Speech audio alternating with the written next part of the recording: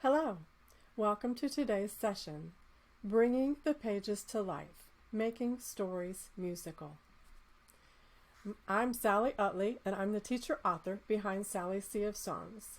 You can find me on Teachers Pay Teachers and on Facebook by searching Sally's Sea of Songs. You can find me on Pinterest and on Instagram by searching Sally's Songs. I will be sharing those links along with session notes at the end of the presentation, and my store will be on sale for the duration of the conference. So, how many of you have been asked or told to include reading and literacy activities in your music classes to support what's being taught in the regular classroom? I dare say that would be most of us. How many of us have made a Herculean effort to suppress the eye roll and hold back those comments? Oh, I only see my students once a week and music time is precious. Just hold that in? Yeah, me too. I was right there with you.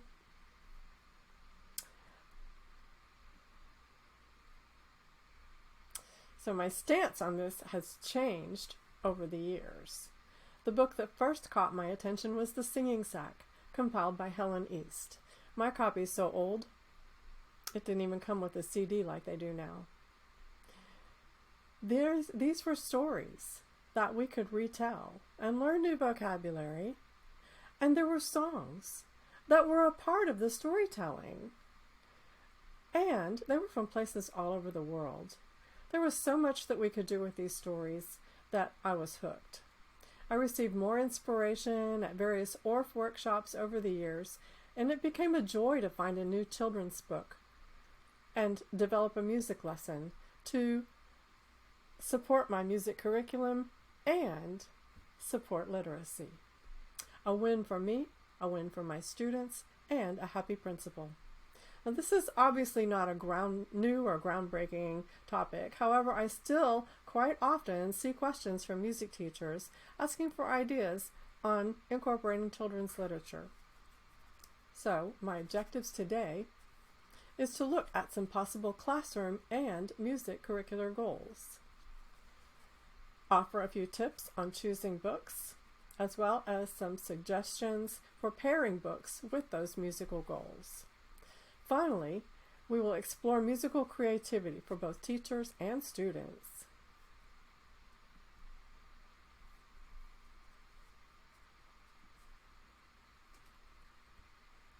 Before we move into the musical aspects of including children's literature in our lessons, let's look at some of the standards that classroom teachers are expected to address. I will use the Common Core standards as an example, because many states still use those. My own state does not use Common Core standards.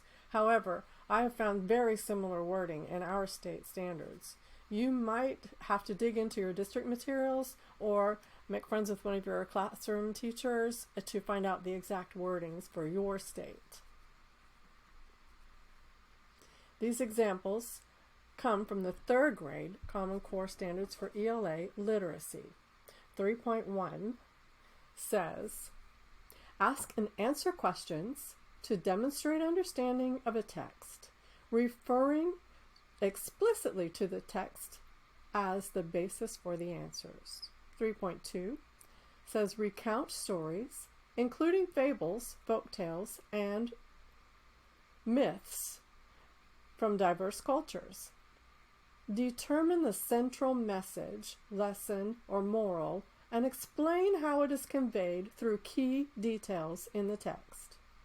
3.3, describe the characters in a story, their traits, motivations, or feelings, and explain how their actions contribute to the sequence of events. Do we already do this in music class? Of course we do. Every time we introduce a composer of the month, or new song lyrics, we always check for understanding. We ask what the song was about. We ask students what they remember about the composer or about other characters in the story. The thing that has become more prominent, at least in my area, is those last parts of each standard, the last phrase. Look at 3.1. Referring explicitly to the text as the basis for the answers. This is so important for those dreaded text-dependent analysis questions. The addition of a simple, "How do you know that?" question to our class discussions can begin to address this part of the standard. It is important for our students to be able to verbalize this, and it will make our classroom teachers and principals happy. It is also important for us to be able to speak their language in order to communicate ways in which our music lessons already support literacy.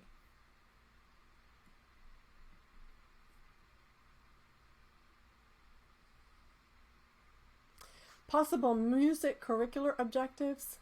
These are the skills that are found in our standards and pacing guides that we don't want to give up if we are going to include literacy in our lessons. I'm going to read through this list really quickly because these are the things that you already know. Steady beat accompaniments, body percussion, creativity and improvisation, classroom instrument technique, classroom instrument improvisation, resting tone and bourdon accompaniments, complementary rhythms, foster student creativity through the ORF process, melodic or rhythmic composition within guidelines, recorder playing, song or poetry writing, and genre study.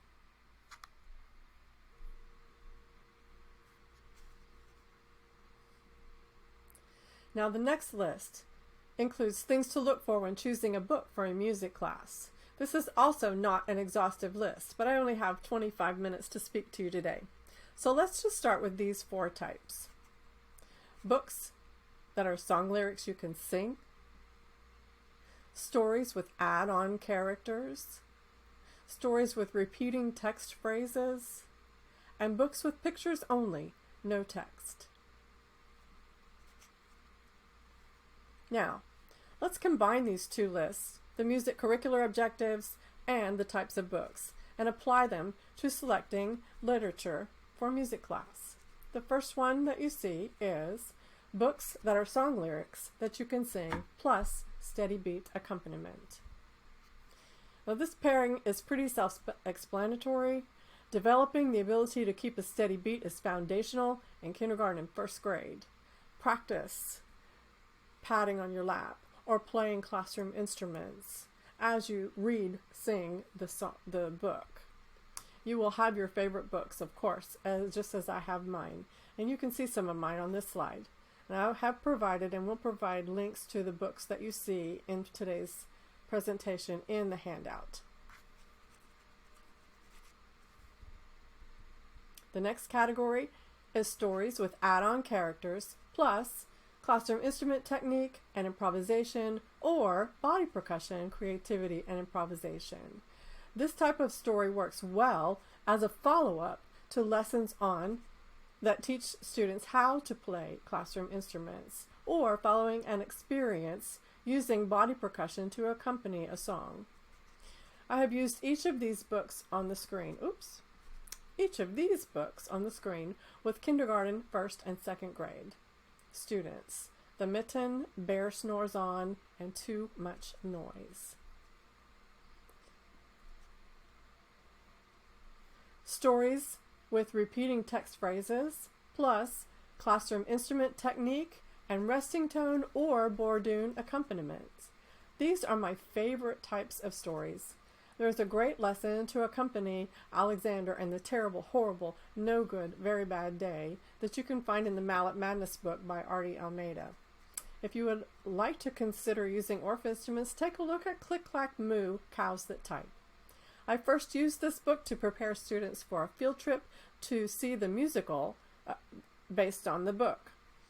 And I loved it so much that it stayed in my regular rotation. That field trip was for 1st grade at the end of September. I definitely needed to teach them the story, and audience behavior. But I didn't want to spend the first 4 weeks just talking to them. We needed to make music. So my pacing guide included resting tone accompaniments that month, and this book turned out to be perfect to support that musical goal. Here, you notice on the first page the last 3 lines that say, click, clack, moo, click, clack, moo, clickety, clack, moo. These lines repeat on nearly every page. So I wrote a very brief refrain that fit those lines, and it could be harmonized with the tonic chord. This is something that you can do for your favorite books. I taught this simple refrain first. Click, clack, moo, click, clack, moo, clickety, clack, moo. I didn't really know that cows could type. Click, clack, moo.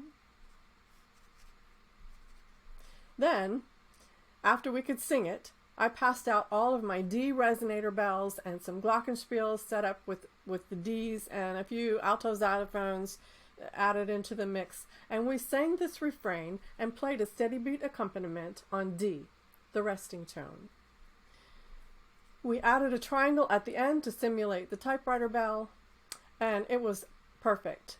For my purposes, this music class activity helped me to achieve both the musical and the field trip goals of resting tone accompaniment and getting to know the story, and they also were able to see how music could help tell the story.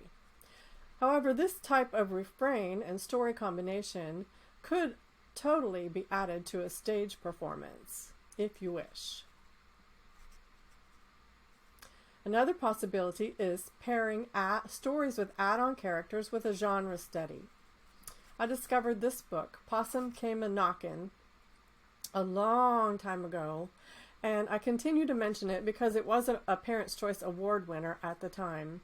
And that's a little bonus tip. Look over the Caldecott Medal winners and the Parents' Choice Award book awards list, because they have been already recognized for being high quality, and your school librarian may already have purchased them to put in your library.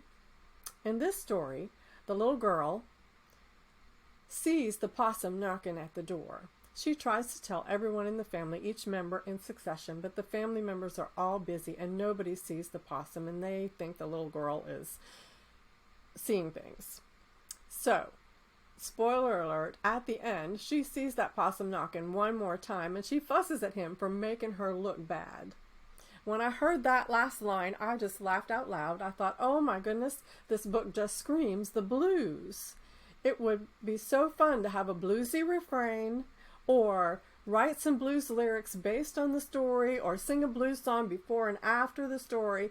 And there's just so much that you could do with the story if you were studying the blues. And I chose several of those different things over the years to use with my older students. So I encourage you to look for creative ways to include literature in your genre studies.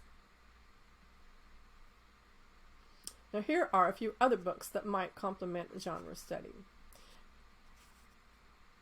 How I Became a Pirate would be perfect to accompany lessons on sea shanties, and Goodnight Moon might accompany lessons on lullabies or dynamics. If you would like some additional guidance on this one, Goodnight Moon, you can look in my shop for Bunny's Lullaby. It includes a mini lesson on lullabies, as well as an orph arrangement that can be played as you might read the story Goodnight Moon or any other lullaby type story. While we're talking about add-on characters, let's look at something for the older students. During our recorder study, I often found the need for some additional practice with those first few notes. So I began working with some folk tales. You might remember that folk tales were also mentioned in the ELA standards. The first one I did was The Gingerbread Man. It's a wonderful story because it has add-on characters and a repeating phrase. Run, run, fast as you can can't catch me, I'm the gingerbread man. So I wrote a refrain using just B-A-G that we could sing and play on our recorders every time it came up in the story. Running, running, running, running, run fast as you can. You can't catch me, I'm the gingerbread man.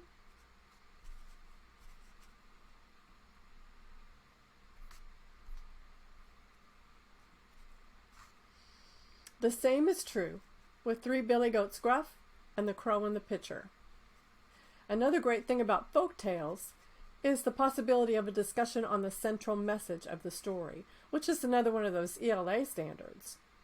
These stories open up performance opportunities, either as a dramatization on the stage or as a simple retelling for a younger class in your school.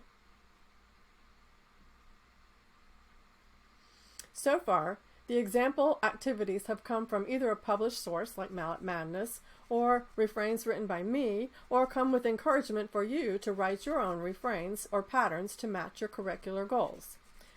So how can we get more opportunities for student creativity in our lessons?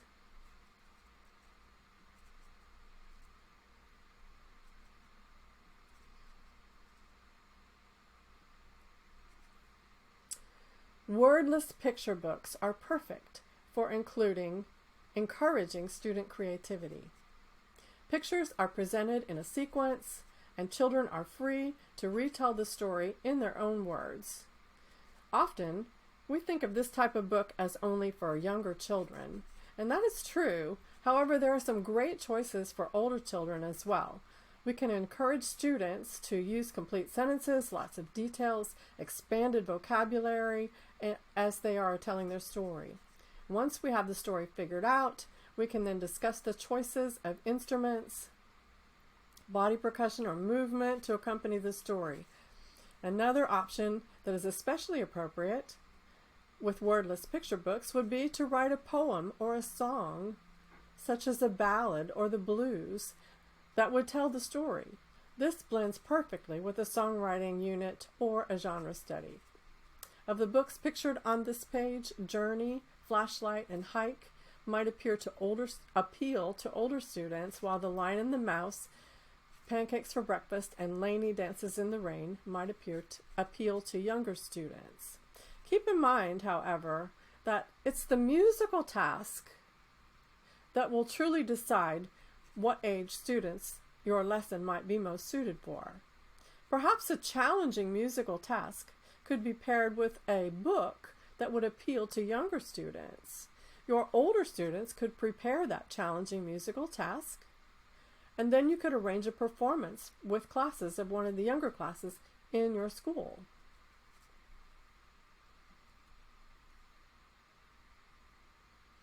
So how to manage the creative process when using wordless picture books? Whole part whole is a tried and true learning process. With the whole group, make a story sequence. Make a list of the story sequence. Discuss the mood, possible dynamics, possible instrument choices or movement choices or body percussion choices, whichever would be the focus of your lesson.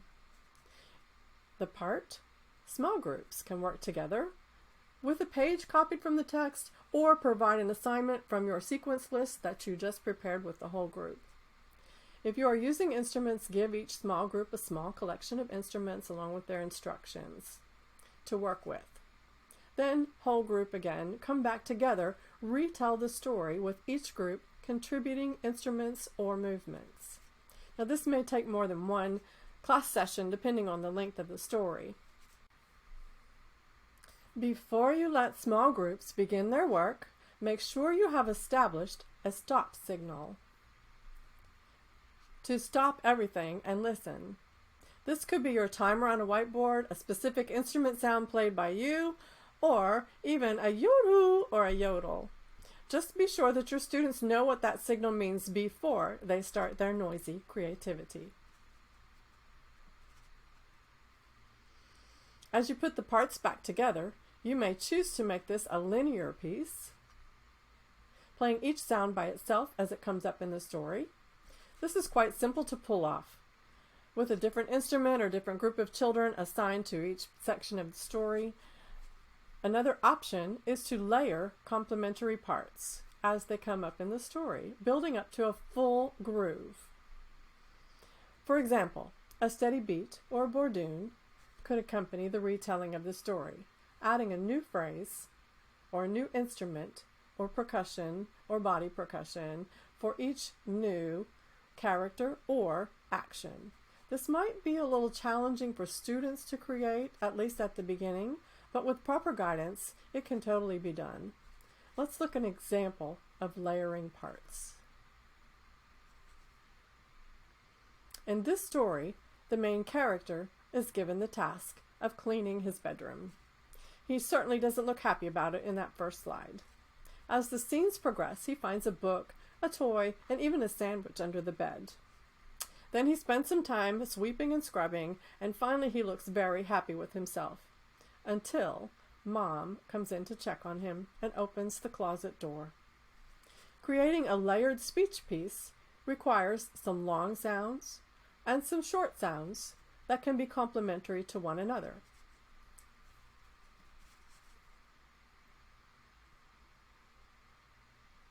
In my imagination, the boy's reaction to the task at the beginning of the story would be groans. And since it is the first scene in the story, these groans can be the long sounds that form the base for our piece. "Oh no," Mom says, "time to clean." As he uncovers more items in his room, we can add into the groove.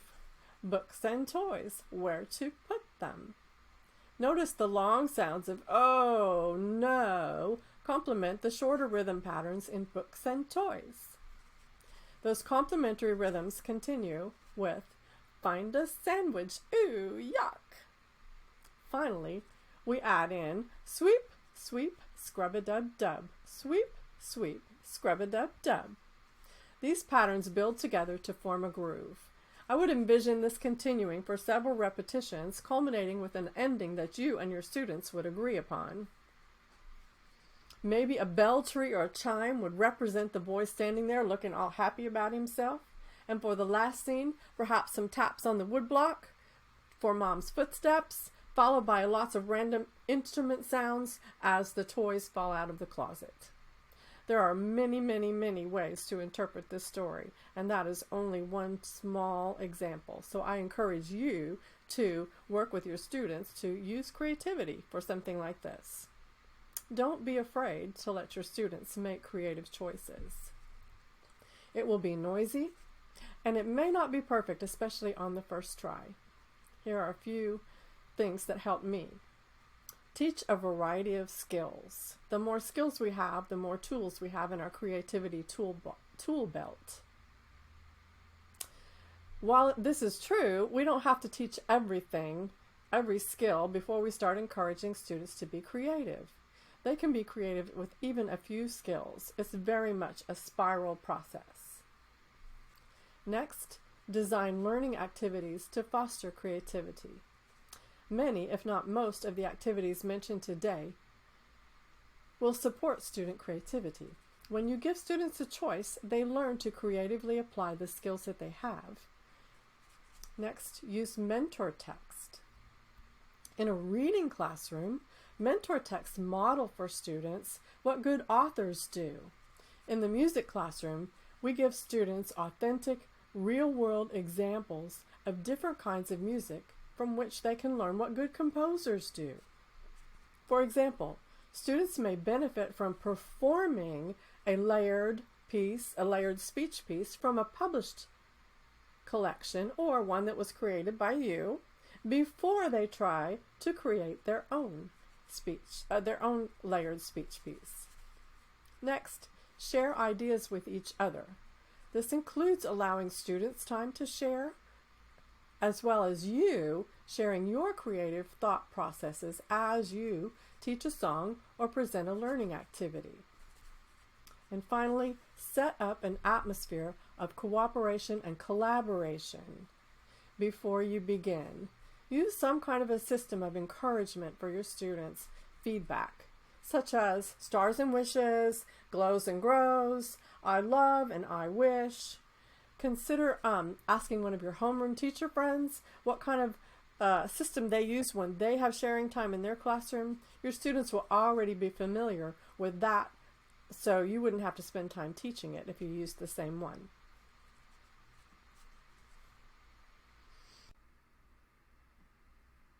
As a recap for bringing the pages to life, making stories musical, today we talked about both classroom and music curricular goals for using children's literature in our classroom. We learned some things to look for when choosing books, as well as lots of literature examples for pairing books with musical objectives.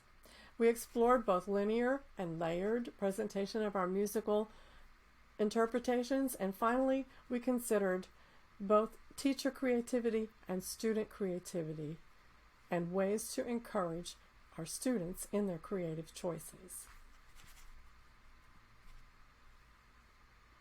The resources that I have prepared for you, just for you, include Recorder Folk Tales, The Gingerbread Man, Three Billy Goats Gruff, and The Crow in the Pitcher, as well as The Bunny's Lullaby, which includes some mini lullaby study and activities to accompany Goodnight Moon and other lullaby-type stories. The Epic Room Rescue is the creative musical composition story, the wordless picture story that we worked with in the layered example just a minute ago. These are all available in my shop, and they are all at 20% off for the duration of the virtual conference. And my conference giveaway today will select 5 winners who will each choose a resource from among the Stories and Songs series. The link to the giveaway entry form is in my handout, and the secret word from Sally's Sea of Songs is vitamin C. Please enter that in the giveaway form. And finally, I'm very excited to share with you that I wrote a book. Program Preparation, Teaching Strategies to Avoid Rehearsal Boredom. I wrote this book because I knew that these strategies helped me to keep my lessons engaging for my students and to get my students ready for their performances. And I feel like that those who are new to elementary, especially, the framework strategies and focus tips will help them plan age-appropriate lessons as you introduce your new program repertoire. The planning strategies are perfect for anyone who might need just a little more structure in making sure that their students are concert ready. From strategies to planning tips, this book makes it easy for you to work with just the part that you need the most. The release is scheduled for early September, and I will be keeping my newsletter subscribers updated on the release and the associated promotions. If you're already a subscriber, just keep a watch out for emails from me. If you're interested in that, there is a link in my session handout that can give you more information. I would like to thank the music crew for hosting this virtual conference again this year and giving me the opportunity to speak to you today. I want to encourage you to visit the exhibit hall. I always love visiting the exhibit hall at an in-person conference, and this conference is no different. We have prepared and curated a lot of resources, especially for you, on just about any topic that you might need. So it is also in the exhibit hall that you can find the PD certificate just by clicking on the training certificate button right there on the table.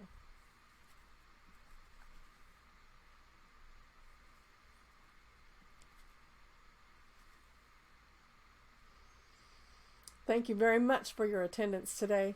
And please, if you have any questions or suggestions, add them to the comments below, and I will be hanging around to interact with you following the presentation. Be sure to visit me on social media and look for more helpful tips and strategies on my blog, Sally's Sea of Songs. Thanks again, and have a musical day.